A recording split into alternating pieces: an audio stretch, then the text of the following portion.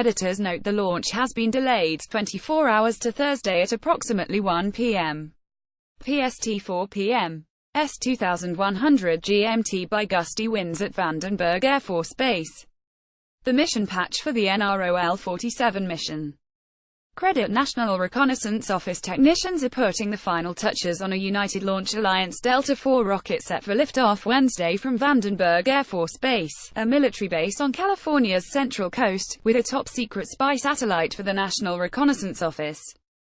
The 217-foot or 66-meter Delta IV rocket, boosted by a hydrogen-fueled RS-68A main engine and two strap-on solid boosters, is set for liftoff at 1 p.m.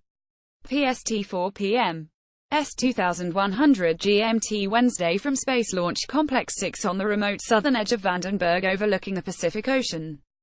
The exact duration of the launch window Wednesday is classified, but it could extend up to 4 hours.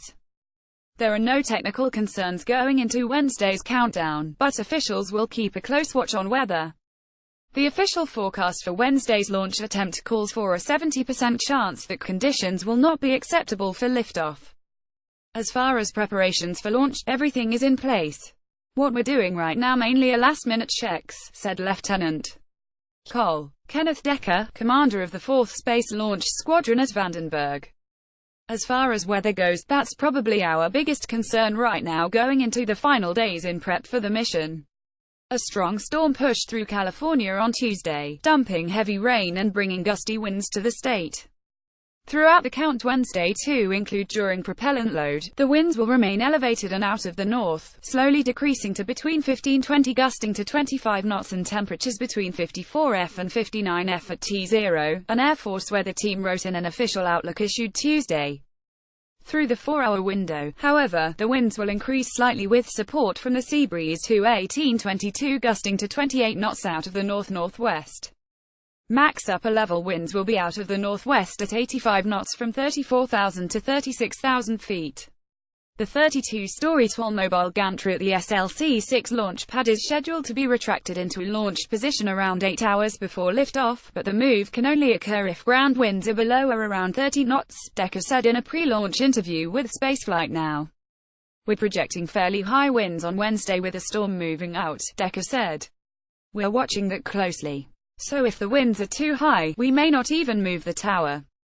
With a Delta IV, we have a few more limitations because we have to fuel the rocket with liquid hydrogen and liquid oxygen, he said. The mobile gantry must be retracted before the start of fueling of the two-stage rocket, which is scheduled to begin around 4 hours before launch. The Delta IV is expected to head southwest from the California coastline, bound for an unusual high-inclination retrograde orbit that will allow the rocket's top-secret payload to travel in the opposite direction of Earth's rotation. The rocket will likely loft a radar surveillance satellite to gather all-weather, day and night imagery for analysis by U.S. intelligence agencies.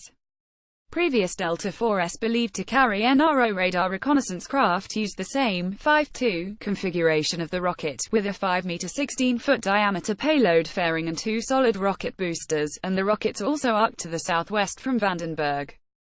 But hazard notices released to mariners and pilots suggest the Delta IV launching Wednesday will take a slightly different path, raising questions whether the payload will have a different design or function than the NRO's earlier radar spy satellites, according to Marco Langbroek, an experienced amateur satellite tracker who lives in the Netherlands.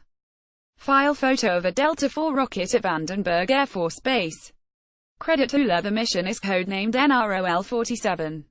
It's a classified payload for the NRO, said Maj.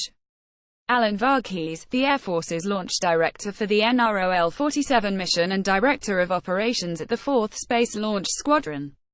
We can't go into the details of what the payload does, but it's a national security priority, and its mission will ensure that the warfighters across the globe have the appropriate intel that they need to be able to support operations. The Delta IV rocket for the NROL-47 mission was delivered to Vandenberg in April 2017 aboard ULA's Delta Mariner transport ship after a journey from the company's factory in Decatur, Alabama.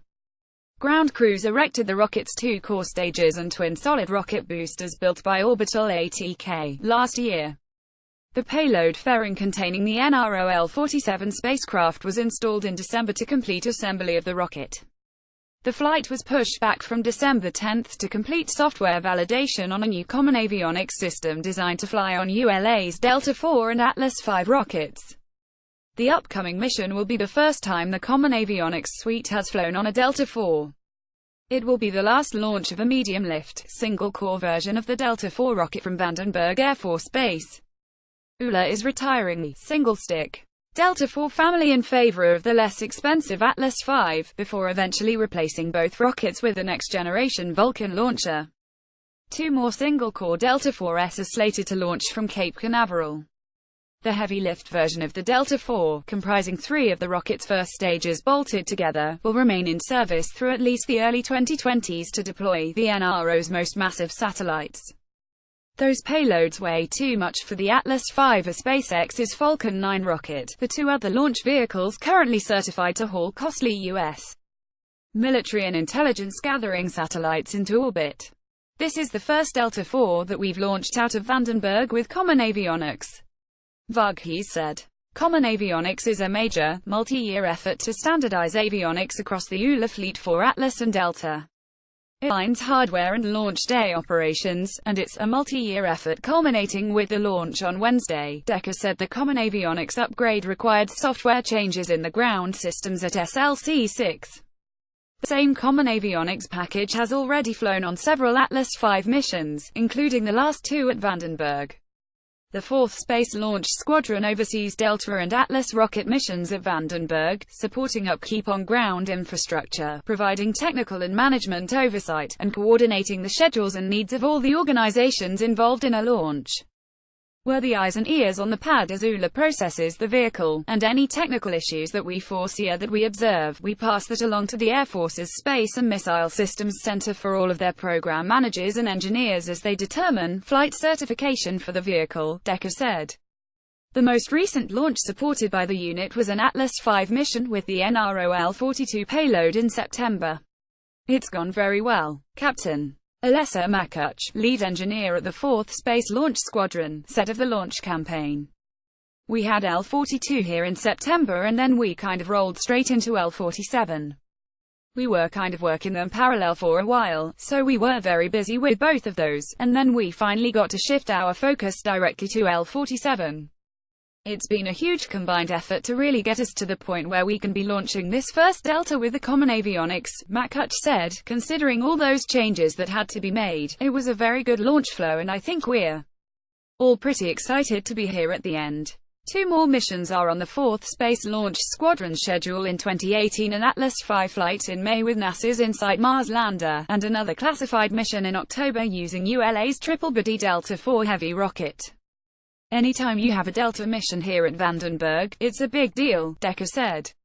These are all very important missions.